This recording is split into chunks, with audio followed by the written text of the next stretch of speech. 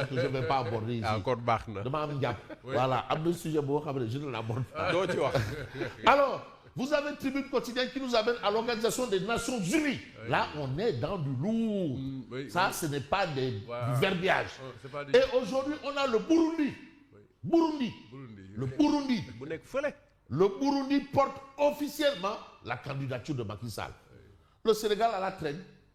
Le Burundi qui assure aussi la présidence de l'Union africaine. Vous savez, en termes de diplomatie, comme on dit, la salle ne se fait pas sur la place publique. Non. Comment on en est arrivé à ça? Il y a le Rekham. Est-ce que ça n'a pas été déjà préparé depuis Mathusalem?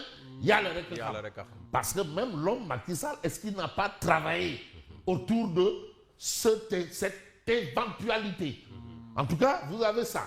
Le Burundi porte officiellement la candidature de Macky Sall, fils du Sénégal. Brazza fait-elle une étape? Hein? Brazza fait-elle une étape? Brazza fait-elle une étape? Parce que vous savez, il y a deux étapes. Il y a Abidjan, où il y a Moussokoro, il y a Brazzaville. Parce que il faut savoir ce qu'il faut comprendre de nos jours.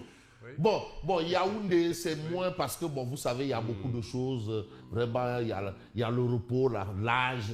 Mais Brazzaville et Yamoussoukro. Attention. Attention. Mais Fabrice, un grand opposant d'un pays de la sous-région m'a confié, très humblement, que lui, une fois, le président Ouad lui a proposé la commission de l'Union africaine. Mais préalablement, il faudrait s'en ouvrir à Denis Sassou Nguesso, le parrain.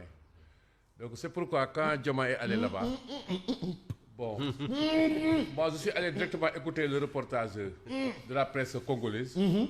Ils ont donc dit que peut-être que cela a été évoqué. Mais c'est un peut-être qu'il faut mettre entre guillemets. Parce que là, on est... Peut-être, c'est peut-être. On est dans une autre dimension. Attention. Denis Sassou Nguesso, c'est le pion d'interconnexion. Rien ne se fait sans lui. Voilà. C'est que dans la haute diplomatie, on t'introduit. Tu ne vas pas comme ça, comme dans un moulin. Non, on t'introduit. Si tu dois aller à l'Élysée, on t'introduit. Et il y a des gens qui sont là pour introduire. Alors, Burundi porte officiellement la candidature de Macky Sall, le Sénégal à la tête. Mais la candidature pour succéder à Antonio Guterres a bien été transmise à l'ONU par le président burundais. Guterres, son mandat prend fin le 31 décembre. Les autorités ne doivent pas ramener à compte courant de l'histoire